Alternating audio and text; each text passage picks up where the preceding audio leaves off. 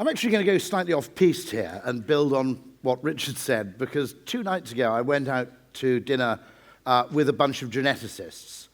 And as an advertising man, I said to them, look, I think you're probably right about IQ. It is this single monolithic measure, and it correlates with lots of different things. But I said, as an advertising and marketing man, can I make a suggestion? I said, I think you ought to lie. And I said, if you actually tell people that stark fact that there is this single measure and it's monolithic and it correlates with goodness knows what else, I said, the problem is it's fundamentally unpalatable and no one will be able to form policy on it. What I said is, what you ought to do is say there are different kinds of intelligence and they're complementary. The one story is unpalatable because it essentially implies you should rank human value on a linear scale, which says that X is more valuable than Y. I said, if you could just create multiple forms of intelligence, you could tell a completely different story, which is this kind of person is highly complementary to that kind of person, and we've actually all got different strengths and comparative advantages, and great organizations can draw on them all in a complementary and different way.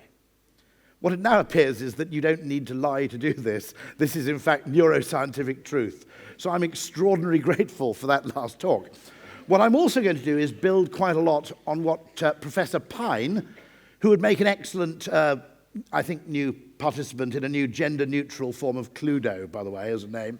I think I'd like to build on what Professor Pine has to say about the question of breaking out of choice, breaking away from what you might call the standard script. Now, no sensible definition of wealth will simply be financial. At some level, any healthy definition of wealth is that to be wealthy, you are in a position where you can make a large number of reasonably well-informed, successful choices. To be financially wealthy but to live in a highly impoverished area is not really wealth, because you may have a large amount of money and you may derive some pleasure from reading your bank account, but when you go out of the house, because everybody else is poor, there are no restaurants, there are no bars, there's virtually nothing worthwhile for you to do with your money. So the idea of wealth as purely an individualistic thing strikes me as dangerous. But I think there's a really important question here, which is that we tend to assume, and this comes from some of the precepts and axioms of neoclassical economics, that in order to make society wealthy and individuals more wealthy, the only way to do it is essentially to create more stuff. I would argue that since wealth really lies in the number of rewarding choices you can make, you can create wealth in a much more interesting and more environmentally friendly manner by just generating the possibility for people to make new and better choices.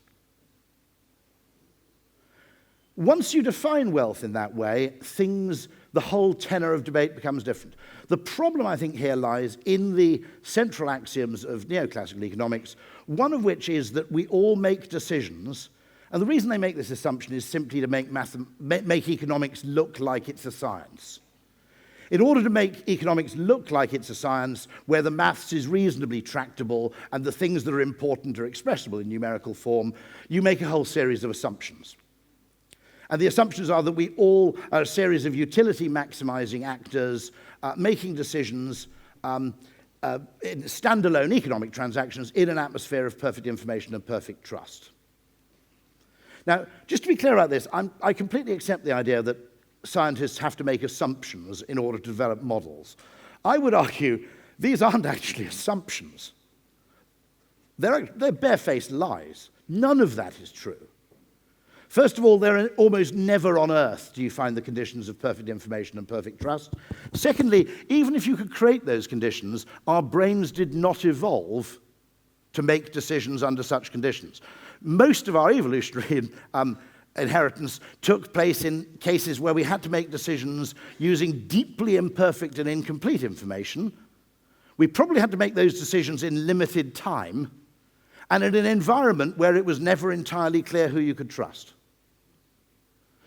So even if you could create a world that was ideal for Homo economicus, Homo sapiens would find it deeply strange.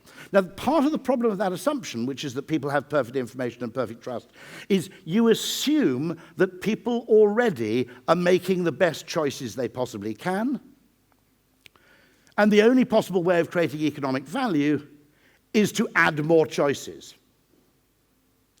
What it's completely blind to is the idea that by designing choices differently, we can make people richer, wealthier perhaps, if I'm to be precise in my distinctions in my use of language. We can make people wealthier without using any more resources at all. We can just help people choose more widely. Here's an example, which I think is one of the most important quotations to come from the dot-com world, which comes up with some pretty stupid stuff, but this is really important. The best, maybe the only real direct measure of innovation is change in human behavior. This comes from Stuart Butterfield, who's the inventor of Slack, and before that, the inventor of Flickr. What's really valuable in life is when you allow people to do different things they otherwise wouldn't have contemplated, things they lacked the confidence to do previously, or things that simply didn't occur to them.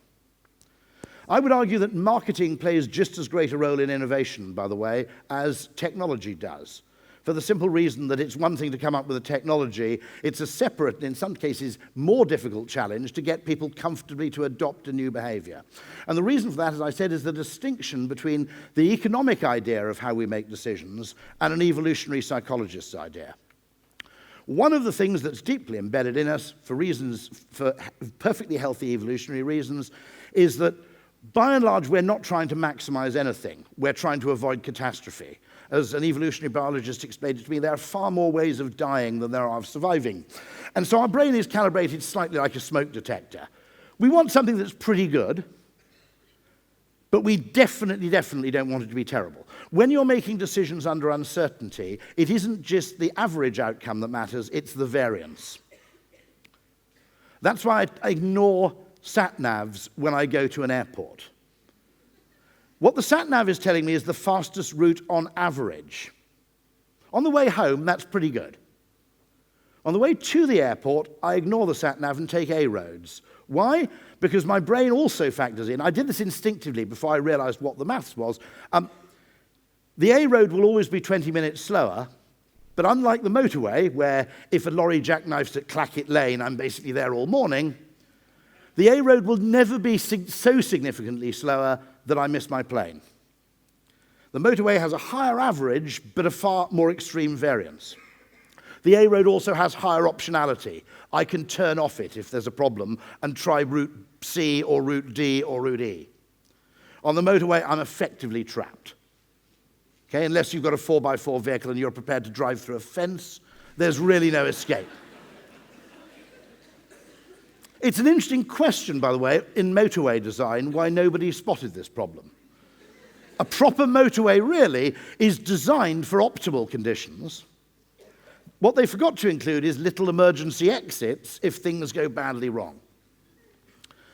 But if we define wealth as actually the range of possible rewarding behaviors we can adopt, everything becomes different. And one of the most important disciplines, once you define wealth this way, is how well you design choice. Now, this is a menu in a format I've only come across once in my life. It was in a restaurant in Portugal, which doubles as a clown school. Don't ask, okay?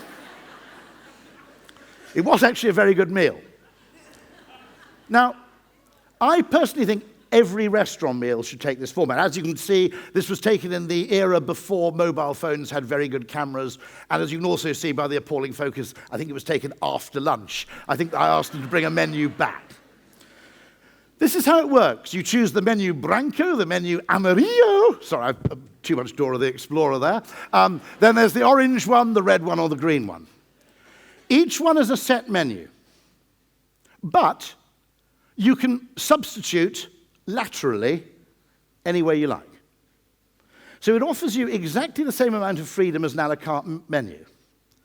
One, it makes deciding a bit easier, because you can split it into two stages. Which of those do I like the most? Is there any one thing on the, say, orange menu, which I really don't like the sound of much, in which case I'll substitute? But there's an extra layer of information in there, which is what the chef thinks works as a cohesive menu. Chefs apparently go crazy because they know which main courses complement which starter. But then they have to put it on a menu format which allows people to ride roughshod over that knowledge. If you think about it, you don't go to a classical music concert and go, actually, I think today we'll have the first movement of Schubert's Unfinished Symphony and the second movement of Mendelssohn's Sixth, or whatever, okay? You tend to go, Mendelssohn probably knows his shit about music, so we'll allow him to actually set the agenda here.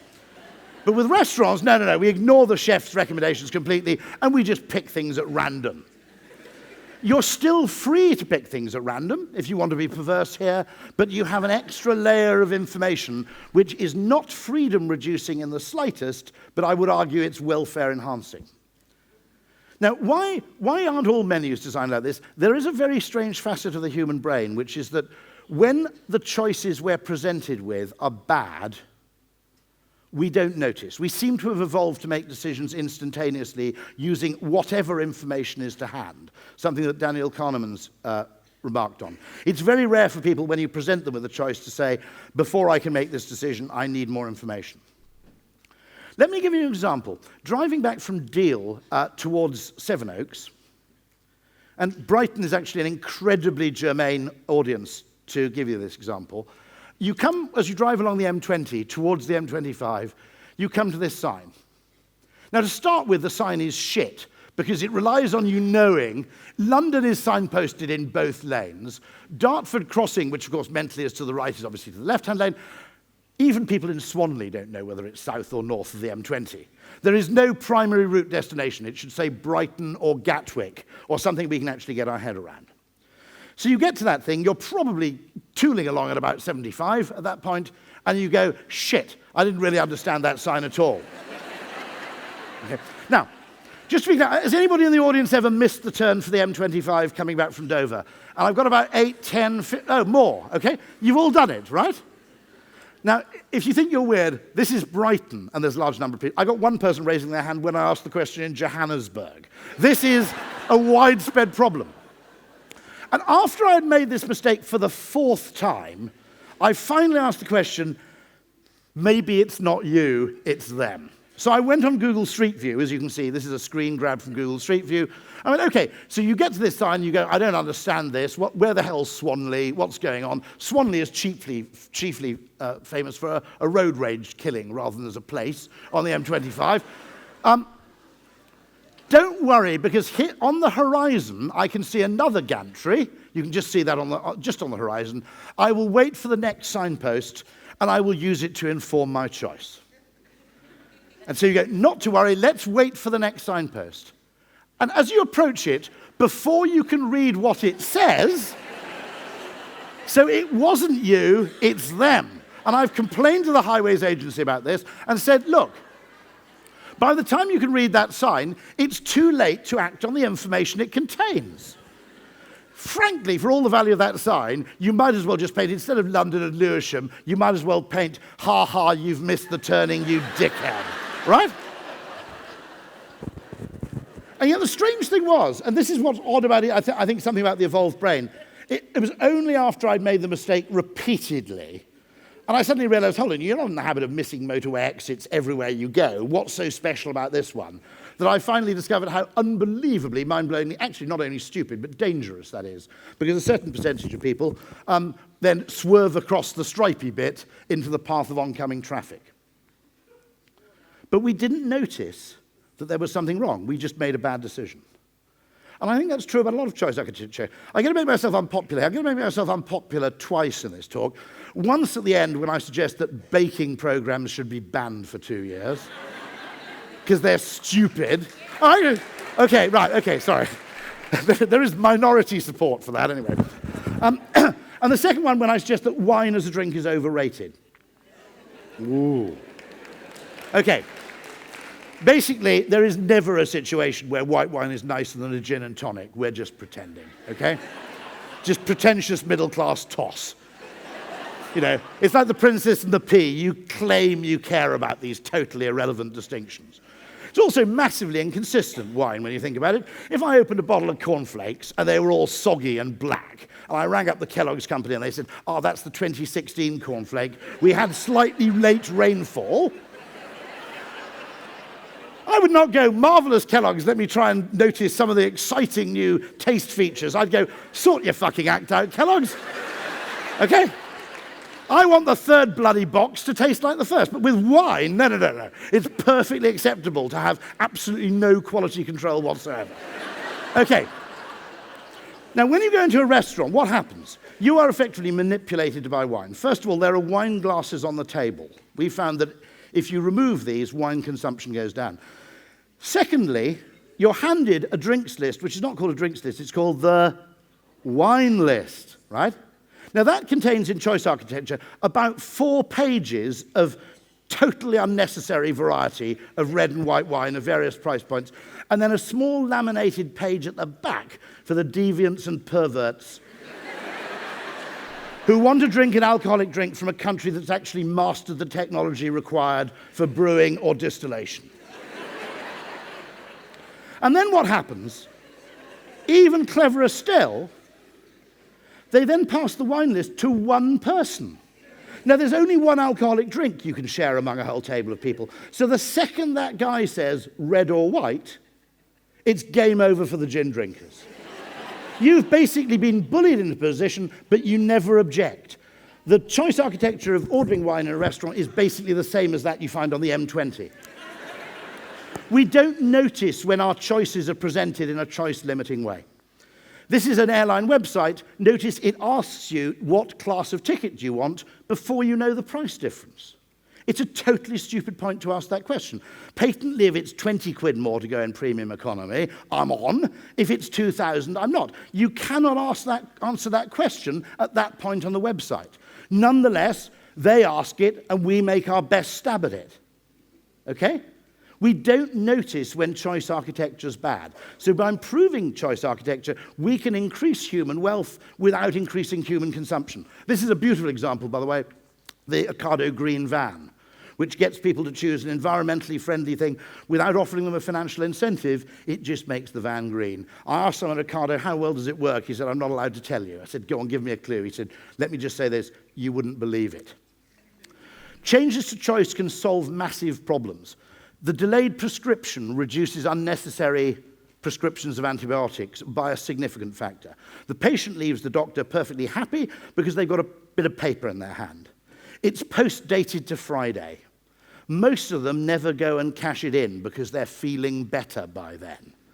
And basically, once we're feeling better, we're over any need for medicine. Once we start on the up, okay? If you give people a prescription and say, don't take it for 3 days' time, what they actually do is they walk out, they walk past Boots on the way back to the car, they get, I might as well cash this in now. They paid 8 quid for the antibiotics, so sunk cost bias, I paid for these buggers, so I might as well take them. That reduces by, I think, about a factor of 3 the level of unnecessary consumption of antibiotics. If you want a big economic one rather than a health benefit one, that is the old tube map when I moved to London. This is the new tube map, and it includes what young people call the ginger line, which is the overground. Now, how many people have used the ginger line or the overground? A fairly significant group, actually. What you may not know is that 95% of that line already existed when I moved to London. It was called Silverlink Metro. It was operated by rail companies. When they took it over, yes, they made the trains a bit nicer and more frequent. Yes, they lit the stations better. The most important thing they did was they added it to the map. I would argue by adding it to the tube map, they created something like 6 to 8 billion of infrastructure value at a cost of some ink. How do I know that? Because although these trains had been running for years, when it appeared on the tube map, usage of those lines went up by 400% in 1 month alone. The reason people weren't using the infrastructure wasn't because it didn't exist, it's because it wasn't mentally accessible. It wasn't an accessible choice. Creating choice creates wealth. You don't need to build a damn thing. And so here's my kind of idea to the end of all this, which I call the Libertarian Intervention. Now, This is, I think, a beautiful example from Public Health England of a libertarian intervention. It's difficult to stop smoking because doing it on your own is hard. If you can just encourage large groups of people to do the same thing simultaneously, a choice which was difficult becomes significantly easier. You are 5 times more likely to quit for good if you do it in that October period when you've got quite a lot of support from other people who are trying the same thing, where there's a limited target. It's just really well-designed choice. So my question is, what else can we do? Let's look. For hundreds, it's easy, it's inexpensive, and it can be fantastic. I'll go back today to a town called Sevenoaks, where you get off the train, and basically it's a commuter town, and yet all the shops, which complain massively that everybody's always going to out-of-town shops, they close at 5:30. At about 6 o'clock, something like 10,000 people with money disgorge themselves into Sevenoaks to find all the shops closed. Why do they not stay open later and open later? It's because it's one of those coordination problems. If you're the only shop to do it, it makes no difference to you. It's something which can either be done simultaneously or not at all. And that's where libertarianism falls down, in fact. It falls down on coordination issues. If you're a hardcore libertarian, I guess you'd say, I disapprove of painted lines in the car park because it interferes with my right to park at the diagonal. But by and large, you need someone to paint lines in the car park. So, in the United States, 40% of people took no vacation at all in 2014. And the reason is, if you ask people, most Americans would prefer to have less salary and more vacation. If you think about it, you could double American vacation allowance from 2 weeks to 4 with just a 4% pay cut. So people want vacation. Why do they not do it? Well, in economic theory, they just choose the perfect balance between leisure and money. In reality, how hard should you work if you're in an office? And there's only one game theoretic answer to that, which is a bit harder than the bugger next to you. So it creates an arms race. I've tried to do this at Ogilvy. I haven't succeeded yet. Every time we offer someone a pay rise, we should be mandated to say, you can either take this all as money, or you can take it as half money, half holiday. To create a choice where practically, for reasons of social norming, none existed before. Stoptober, let's steal from that idea. Doing your finances is really boring, okay? Let's create an extra bank holiday and call it National Sort Your Financial Shit Out Weekend. There can be intensive advertising of financial products, and you will create conversation around pensions. The rest of the year, if you mention pensions, people will quite rightly shun you as the most boring person in the room. On that one weekend, it's kind of Starttober. Like on that one weekend, it's okay to discuss those things. We create a little coordinated burst. When higher education expanded, I would argue we sort of reduced choice. Everybody would say, well, there are more places at further education. The problem is now you put a badge over someone who didn't go to university. When it was 20% of people who went to university, not going to university didn't have much significance. Now you're one of the people who hasn't got a degree. If you reserve 20% of places for people over 30, it becomes a perfectly acceptable decision to make socially, to say, I've decided to defer it. I'd rather get a job first and go and do something when I'm a bit older. Anything that makes a choice socially possible is, I would argue, wealth creating. And if we look at wealth that way, we'll do things differently, and we'll also ban bakery programs. Let me explain why. They set the bar too high. If you go home this evening and you order a pizza from Pizza Hut or Domino's and a 6-pack of beer, you will have a time which is 95% as enjoyable as if you start creating some 3-tier insane creation with homemade profiteroles, okay? But because the competitive bar is set unrealistically high, what actually happens is people have dinner parties too infrequently because the price of failure is just too high. So deliberate Slavenization of the country in terms of its eating habits would actually be a social boon. Again, it's a libertarian invention. Go and invent some of your own. Thank you very much indeed.